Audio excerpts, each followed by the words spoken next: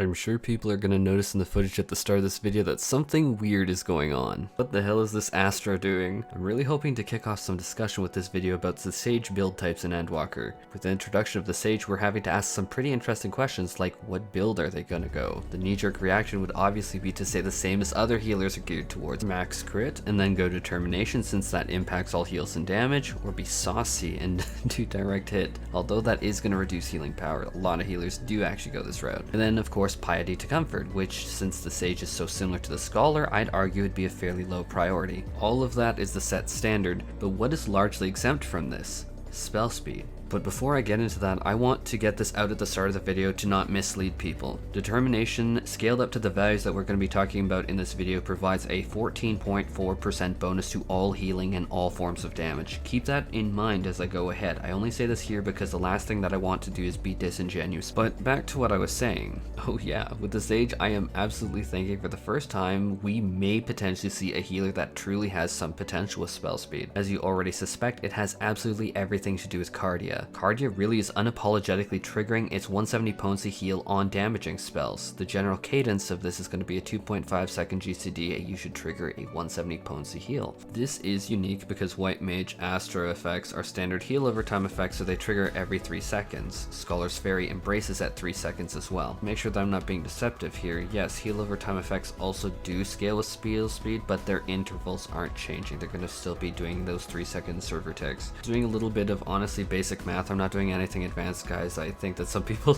look at some of the math I do and they're like, oh my god, he thinks that this is like super smart. No, this is basic math, guys.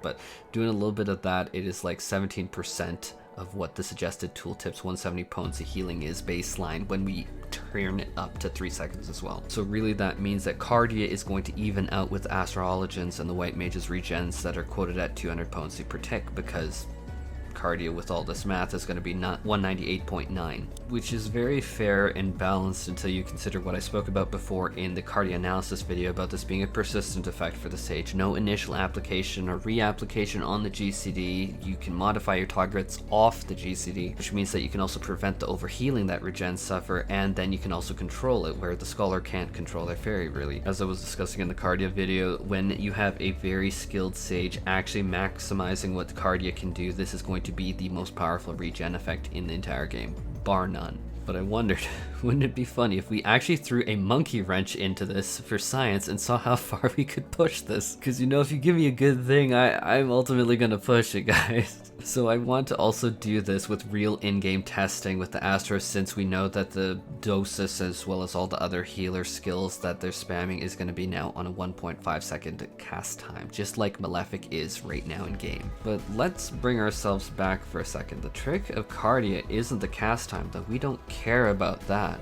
We care completely about the GCD at its baseline of 2.5. So using a janky, thrown together build and the easily accessible pineapple salad food, I was able to plunge my GCD from 2.5 on my AST in-game today to 2.13 seconds. This is a largely imperfect in-game test build that I really did throw together, guys, and I could honestly have lowered the GCD further, but this did land me at 3999 skill speed. So reality is that we could speculate around a 2-second GCD for the Sage could potentially be possible in Endwalker, especially when we have more values that we can add in, new, more optimized sets. And for anyone wondering if it starts to crush the off GCD weave window though, yes, and this is one of the biggest problems of this. Even in my unoptimized build, I'm getting a 2.13 second GCD with a 1.27 cast time, which as you can see, if we subtract those values, that is closing the 1 second weave window to 0.86. And this is going to be very touchy-feely, very opinion-based, wavy hand wavy stuff, but in my opinion, from experience, it does make it noticeably more snug for sure, but I am finding with skill queuing that it is not too awful, far from impossible. In my opinion, very feely, very touchy-feely, it is the bigger worry about slide casting and moving, which I found significantly trickier. But do keep in mind touchy-feely. Other people that get used to this or practiced for like a day or so with this could definitely have a different opinion. So really just extending the math that we had before, we can look at the Sage roughly having 33.3% more healing output, or simply matching the White Mage or Astral Regen, it would be now at roughly 230 potency. Again though, I want to make sure that I am clear.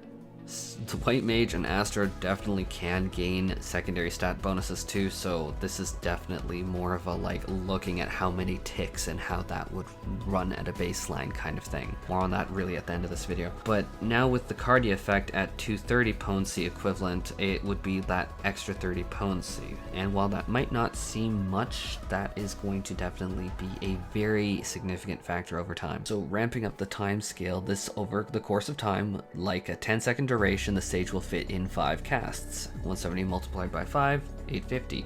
Yep, the math is really that basic. Or you could look at the White Mage or Astra, be at 600 potency of healing, or the Scholar is going to be 150 multiplied by 3 is going to be 450, although always remember pet potencies are quoted at being slightly lower than players.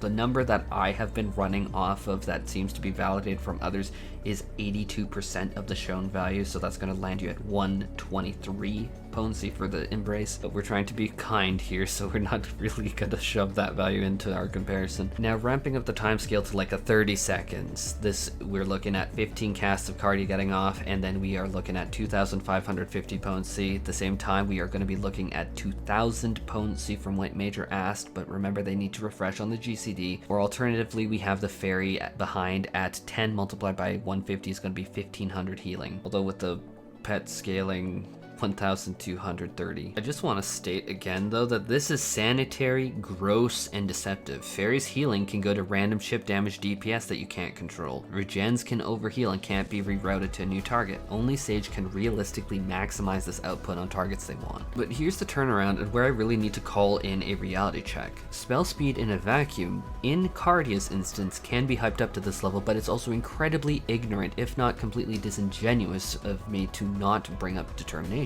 Determination has always been incredibly powerful. So looking currently at my Ast build, I've shoved 3,999 spell speed with food. And now if we review what I talked about earlier, the baseline 200 potency per 3 seconds from White Mage and Ast, we're looking at 170 potency at 2.5 seconds with that 0.5 extra seconds because we're on the GCD, we're not on the 3-second server tick window that HOTS or DOTS are on, or fairies, which just by this default is lining it up with the same potency as White Mage and Ast. By default, no spell speed. And I already discussed how if we shaved off another 0.5 seconds, we are also getting another 30 potency on Cardia. The determination is really coming in and closing this, I don't know, clown fiesta circus school thing, I don't know. Determination at the value of 3,996 determination equates to 14.4% more damage and healing to all damage and all healing.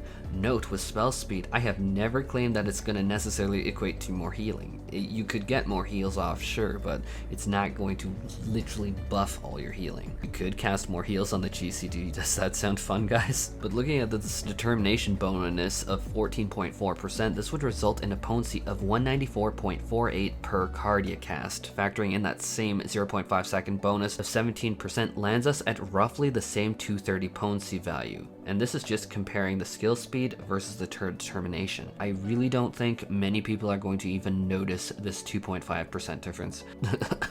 Excuse me. 2.5 potency, it's not even percent. Which really brings us to our conclusion section, which is what the purpose of this video was.